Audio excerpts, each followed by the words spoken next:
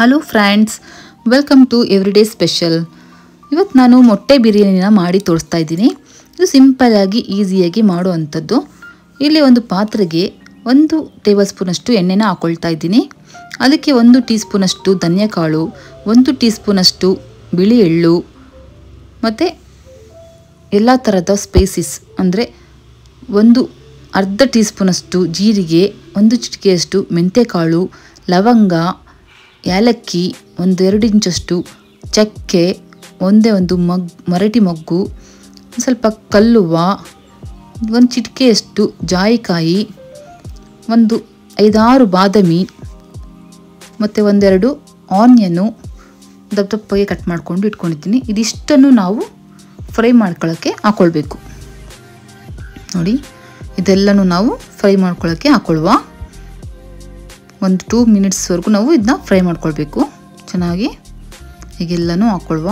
ಇಲ್ಲಿ ನಾನು 10 ಹಸಿಮೆಣಸಿನ್ಕಾಯಿನ ಹಾಕ್ಕೊಳ್ತಾ ಇದ್ದೀನಿ. ನಿಮಗೆ ಖಾರ ಜಾಸ್ತಿ ಬೇಕಂದರೆ ಇನ್ನೂ 1-2 ಎಕ್ಸ್ಟ್ರಾನೇ ಹಾಕ್ಕೊಳ್ಬೋದು. ಖಾರ ಕಮ್ಮಿ ಬೇಕಂದರೆ ಇನ್ನೂ 2 ಕಮ್ಮಿನೇ ಹಾಕ್ಕೊಳ್ಬೋದು. ಇಲ್ಲಿ ನಾನು ಜಿಂಜರ್ ಗಾರ್ಲಿಕ್ ಕೂಡ ಹಾಕ್ಕೊಳ್ತಾ ಇದ್ದೀನಿ. ಜಿಂಜರ್ ಗಾರ್ಲಿಕ್ ಪೇಸ್ಟ್ ಇದ್ದರೆ ಪೇಸ್ಟ್ನ ಯೂಸ್ ಮಾಡ್ಕೊಳ್ಳಿ.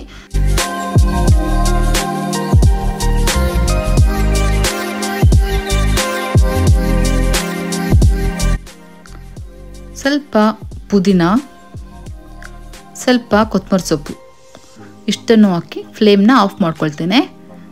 ಇದರಲ್ಲೇ ಸ್ವಲ್ಪ ಬಾಡಿದ್ರೆ ಸಾಕು. ಇದು ಫ್ರೈ ಆಗಬೇಕಂತೇನೂ ಇಲ್ಲ. ಇದು ತಣ್ಣಗಾಗಲಿಕ್ಕೆ ಬಿಡುವ. ತಣ್ಣಗಾದ್ಮೇಲೆ ಅದು ಬ್ಲೆಂಡ್ ಮಾಡ್ಕೊಂಡು ಬರುವ. ಅದೇ ಪಾತ್ರೆಗೆ 1 ಟೇಬಲ್ ಸ್ಪೂನಷ್ಟು ಎಣ್ಣೆನ ಹಾಕ್ಕೊಳ್ತಾ ಇದ್ದೀನಿ. ಅದಕ್ಕೆ 2 ಆನಿಯನ್ನ ಈ ರೀತಿ ಸಣ್ಣದಾಗಿ ಕಟ್ ಮಾಡ್ಕೊಂಡಿದ್ದೆ, ಅದನ್ನ ಕೂಡ ಹಾಕ್ಕೊಳ್ತಾ ಇದ್ದೀನಿ. ಇದು ಚೆನ್ನಾಗಿ ಫ್ರೈ ಆಗಬೇಕು. ಒಂದು ಗೋಲ್ಡನ್ ಕಲರ್ ಬರೋವರೆಗೂ ಫ್ರೈ ಮಾಡ್ಕೊಳ್ಳಿ. ಈಗ ಗೋಲ್ಡನ್ ಕಲರ್ ಬಂದಿದೆ. ಇದಕ್ಕೆ ನಾನಿಲ್ಲಿ 1-2 ಟೊಮೊಟೊನ ಸಣ್ಣದಾಗಿ ಕಟ್ ಮಾಡ್ಕೊಂಡಿದ್ದೆ, ಅದನ್ನು ಹಾಕ್ಕೊಳ್ತಾ ಇದ್ದೀನಿ. ಇದನ್ನು ಕೂಡ ಚೆನ್ನಾಗಿ ಫ್ರೈ ಮಾಡ್ಕೊಳ್ಳಿ. ಟೊಮೊಟೊ ಬೇಗನೆ ಸ್ಮ್ಯಾಶ್ ಆಗುತ್ತೆ ನೋಡಿ. ಈಗ ಇದು ಫ್ರೈ ಆಗ್ತಾ ಇರಲಿ. ನಾವೇನು ಫ್ರೈ ಮಾಡ್ಕೊಂಡಿದ್ವಿ ಆಗಲೇ ಮಸಾಲನೆಲ್ಲ, ಅದು ಈಗ ತಣ್ಣಗಾಗಿದೆ. ಇದನ್ನ ಈಗ ಒಂದು ಮಿಕ್ಸಿ ಜಾರ್ಗೆ ಹಾಕಿ ಬ್ಲೆಂಡ್ ಮಾಡ್ಕೊಂಡು ಬರುವ.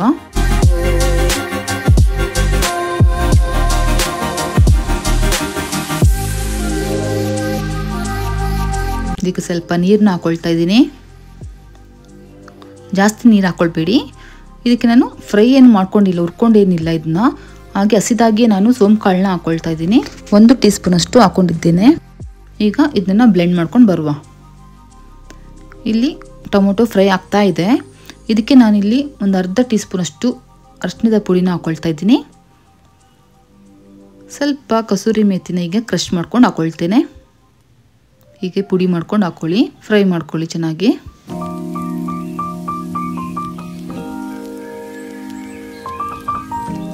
ಈಗ ನಾವು ರುಬ್ಬಿರೋ ಏನಿದೆ ಮಸಾಲ, ಅದನ್ನ ಈಗಲೇ ನಾನು ಆ್ಯಡ್ ಮಾಡ್ಕೊಳ್ತಾ ಇದ್ದೀನಿ. ಅದಕ್ಕೆ ಸ್ವಲ್ಪ ನೀರನ್ನ ಹಾಕ್ಕೊಂಡು ಅದರಲ್ಲೆಲ್ಲ ಮಸಾಲ ಇರುತ್ತಲ್ವ, ಅದನ್ನ ಚೆನ್ನಾಗಿ ಕಲಿಸ್ಬಿಟ್ಟು ಹಾಕ್ಕೊಳ್ಳಿ. ಚೆನ್ನಾಗಿ ಮಿಕ್ಸ್ ಮಾಡ್ಕೊಳ್ಳಿ. ಇದಕ್ಕೆ ನಾನೀಗ 1 ಟೀ ಸ್ಪೂನಷ್ಟು ಬಿರಿಯಾನಿ ಮಸಾಲ ಪೌಡರ್ನ ಹಾಕ್ಕೊಳ್ತಾ ಇದ್ದೀನಿ. ರುಚಿಗೆ ತಕ್ಕಷ್ಟು ಉಪ್ಪನ್ನ ಕೂಡ ಹಾಕ್ಕೊಳ್ತೇನೆ. ಹಾಕಿ ಸ್ವಲ್ಪ ಮಿಕ್ಸ್ ಮಾಡಿ.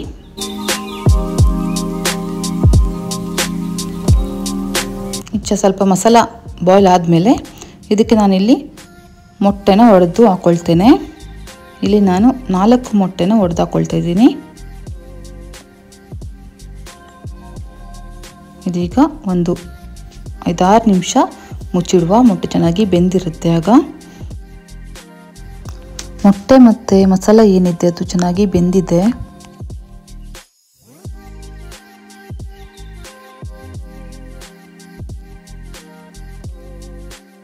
ಒಂದು 5 ಕಪ್ಪಷ್ಟು ನೀರನ್ನ ಹಾಕ್ಕೊಳ್ತಾ ಇದ್ದೀನಿ. ಇಲ್ಲಿ ನಾನು 2.5 ಕಪ್ಪಷ್ಟು ಅಕ್ಕಿನ ವಾಶ್ ಮಾಡಿ ಇಟ್ಟಿದ್ದೀನಿ.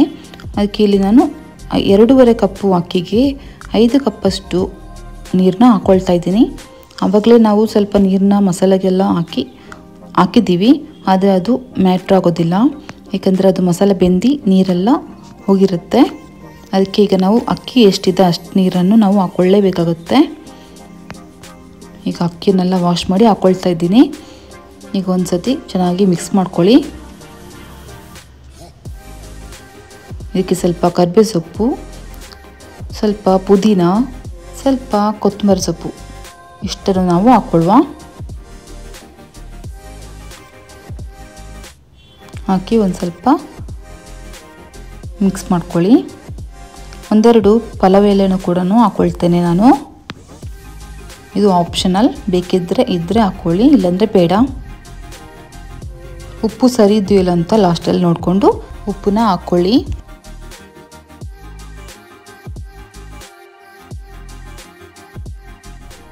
ಈಗ ಒಂದ್ಸರಿ ನಾವು ಇದನ್ನ ಒಂದು ಸ್ವಲ್ಪ ಮಿಕ್ಸ್ ಮಾಡಿ ನಂತರ ಮುಚ್ಚಿಡುವ. ಇದು ನಾನು ಮುಚ್ಚಿಡ್ತಿದ್ದೀನಿ. ಐ ಫ್ಲೇಮಲ್ಲೇ ನಾನು ಇಟ್ಟಿದ್ದೇನೆ. ಒಂದು 10 ನಿಮಿಷ ಐ ಫ್ಲೇಮಲ್ಲಿ ಇಟ್ಟು ನಂತರ ಇದನ್ನು ನಾವು ಓಪನ್ ಮಾಡುವ. ನೋಡಿ ಈ ರೀತಿ ಆಗಿದೆ. ಇದನ್ನು ಒಂದ್ಸರಿ ಮಿಕ್ಸ್ ಮಾಡ್ಕೊಳ್ಳುವ.